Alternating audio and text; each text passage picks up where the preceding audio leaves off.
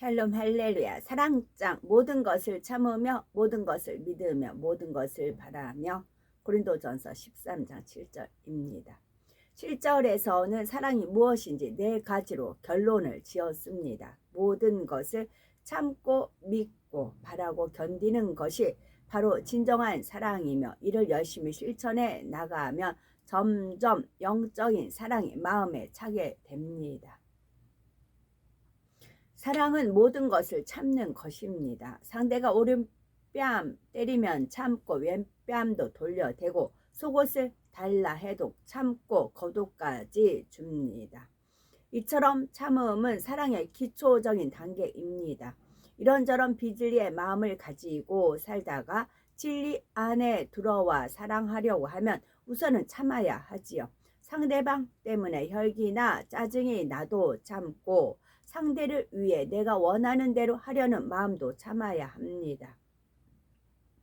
그래서 사랑이 무엇인지 그 개념을 설명할 때에도 사랑은 오래 참고를 맨 처음 말씀하신 거죠.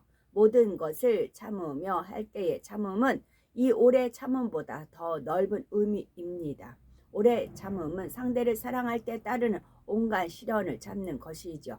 반면 모든 것을 참는다는 뜻은 상대를 사랑할 때 오는 시련을 참는 것에서 더 나아가 영적인 사랑에 위배되는 모든 것을 참음을 말합니다. 영적인 사랑에 위배되는 모든 것이란 바로 모든 비진리, 육, 재, 악의 모양들을 뜻하죠. 사랑장에는 사랑에 위배되는 것들이 구체적으로 나와 있습니다. 예를 들어 사랑은 오래 참고, 사랑은 온유하며 투기하는 자가 되지 아니하며 했다면, 오래 참지 않는 것, 온유하지 못하고 혈기내는 것, 투기는 사랑과 위배됩니다. 또 사랑은 자랑하지 아니하며 교만하지 아니한다는 말씀대로 세상 것을 자랑하는 마음, 교만하고 높아지려는 마음도 사랑이 아닙니다. 하나님과 이웃에게 무례히 행하는 것, 자기 유익을 구하는 것, 성내는 것, 악한 것을 생각하는 것, 불의를 기뻐하는 마음도 마찬가지이고요. 이처럼 모든 것을 참는다는 것은 사랑에 위배되는 모든 참음을 말합니다. 그리고 오직 진리와 함께 기뻐한다는 것을 말하죠. 이는 하나님의 말씀을 믿고 하나님 계명을 지켜 행하려고 노력하는 것입니다. 말씀대로 행하려면 범죄하려는 마음, 육을 쫓으려는 마음을 참아야 합니다. 자신이 원하는 대로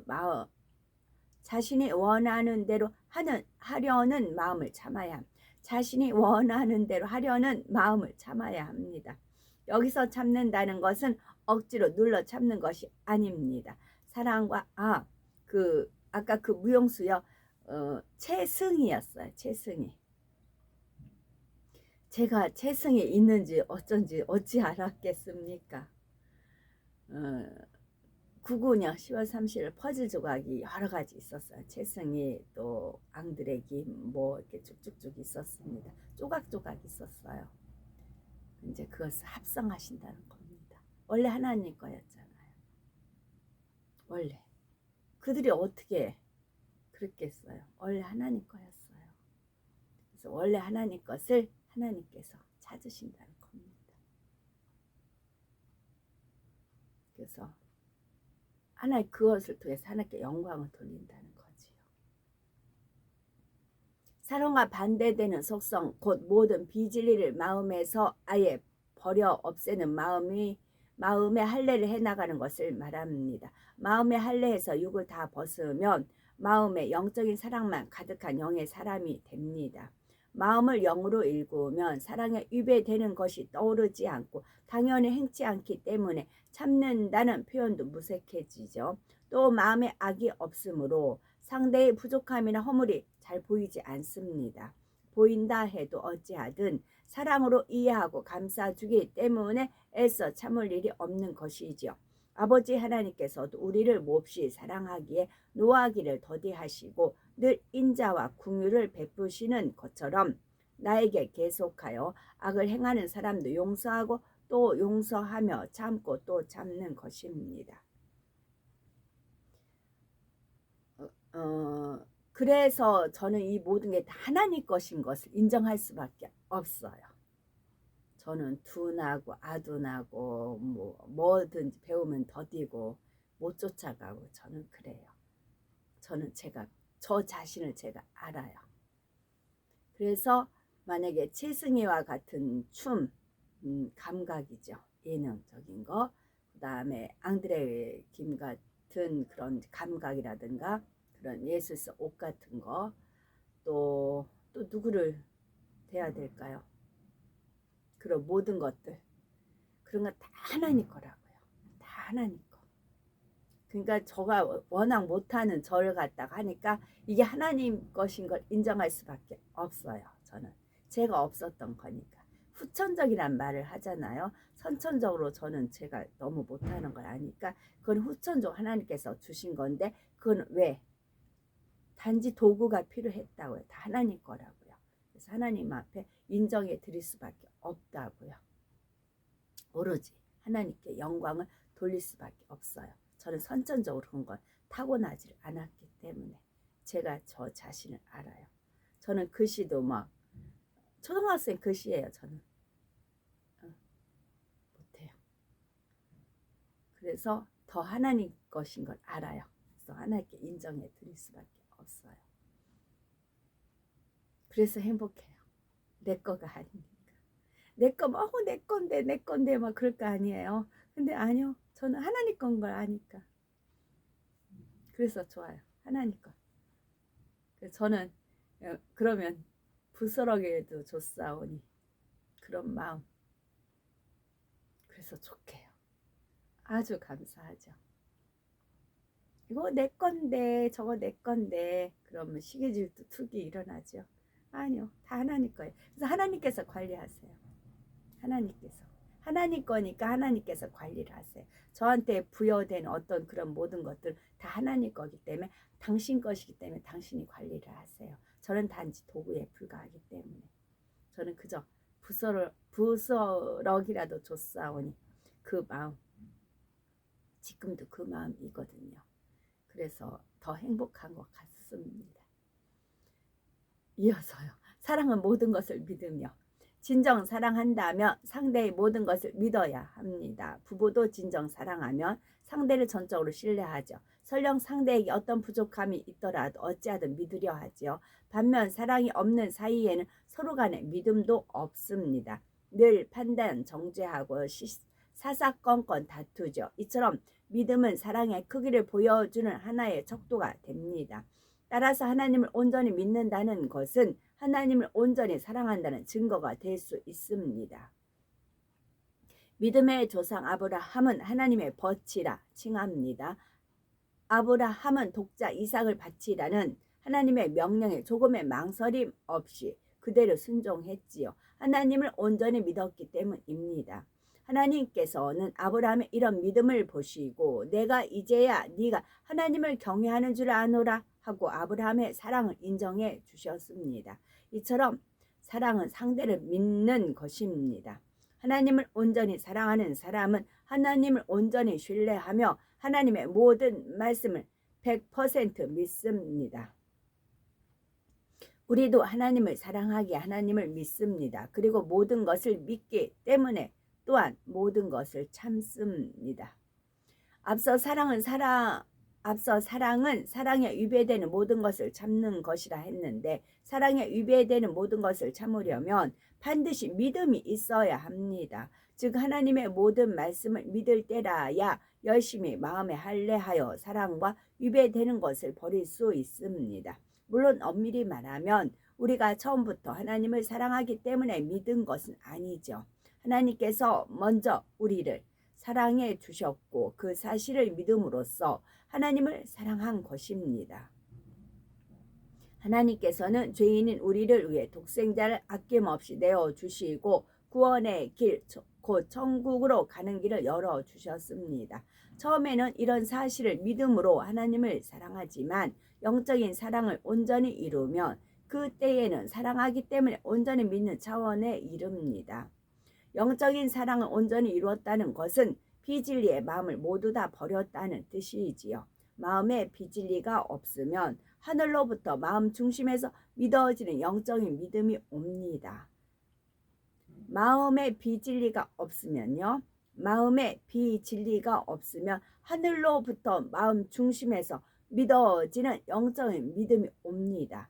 그래서 하나님의 말씀을 의심하거나 하나님에 대한 신뢰가 흔들릴 일이 없습니다.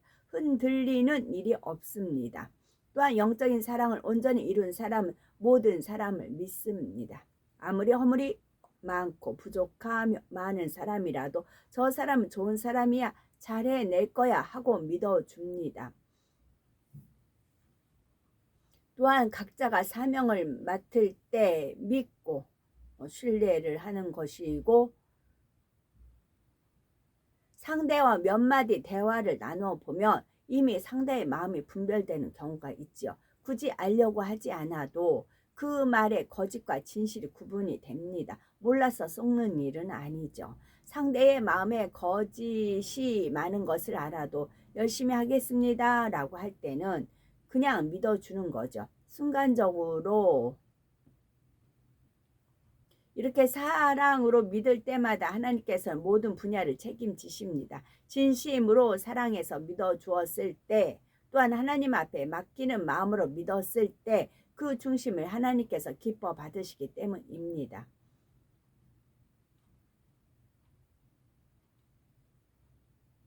하나님께서는 우리가 하나님의 사랑을 알고 구원의 길로 나올 것을 오직 믿음으로 바라보시기에 독생자 예수님도 아낌없이 십자가에 내어주셨습니다. 아직 주님을 알지 못하고 믿지 않는 영혼들이라도 구원받아 아버지 품으로 돌아올 것을 믿으셨죠. 구원받은 자녀들은 변화되어 하나님을 꼭 닮은 자녀들로 나올 것을 믿으십니다. 우리도 이런 사랑으로 어떤 영혼이든 믿어줄 수 있는 마음이 되셔야 되겠지요. 또한 하나님을 믿음으로 우리 자신도 믿음으로 바라봐야 되는 것이고요. 우리 마음에 계시는 성령이 잘할 수 있어 내가 도와줄게 말씀하십니다. 이런 사랑을 믿고 우리 스스로도 잘할 수 있다, 변화될 수 있다 고백하면 하나님께서 그대로 믿음대로 이루어 주십니다. 믿는다는 것은 얼마나 아름다운 일인지요. 우리 모두가 모든 것을 믿어주는 진실한 사랑을 이루어 하나님의 신실한 벗이 되어야 되겠습니다. 모든 것을 바란다는 것은 믿는 모든 것이 실상으로 나타날 때까지 기대하며 기다리는 것입니다. 하나님을 사랑한다면 모든 말씀을 믿고 말씀대로 이루어질 것을 바라게 됩니다. 모든 것을 바라면 모든 것을 참을 수 있습니다.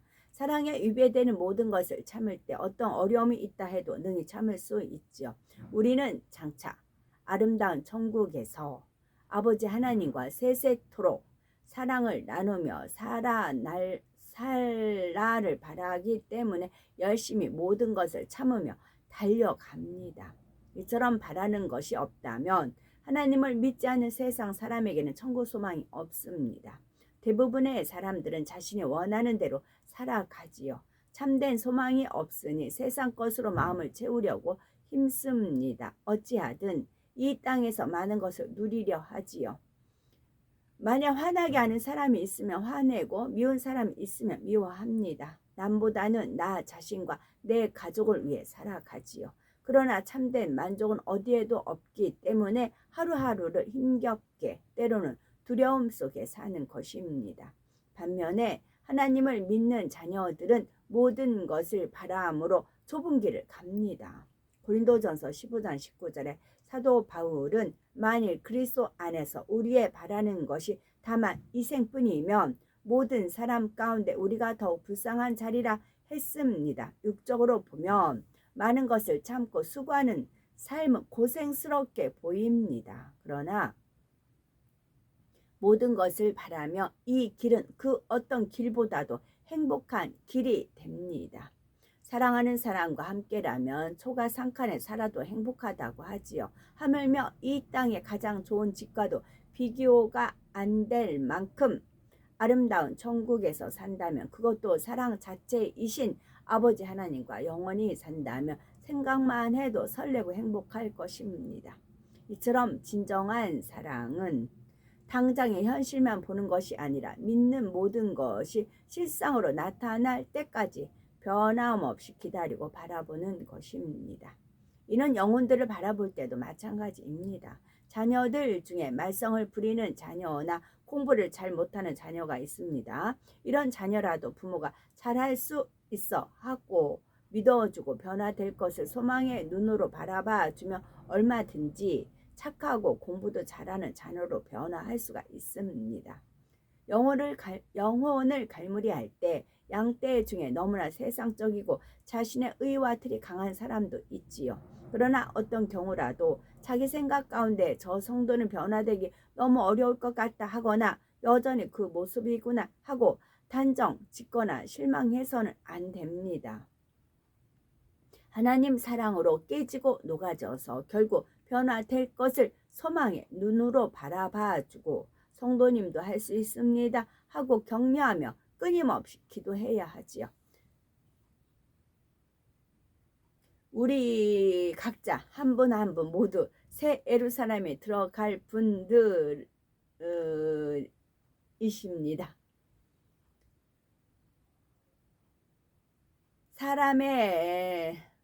사람의 작은 언행 하나가 상대에게 큰 상처를 입힐 수도 있습니다. 반대로 우리의 말 한마디가 생명을 살릴 수 있고 작은 행동이 누군가의 인생을 바꿀 수도 있습니다. 그러므로 영적인 사랑의 마음을 이루면 우리 언행에도 담겨 많은 영혼을 살리고 천국에서도 해와 같이 빛나는 영광 가운데 거할 수가 있습니다. 아멘.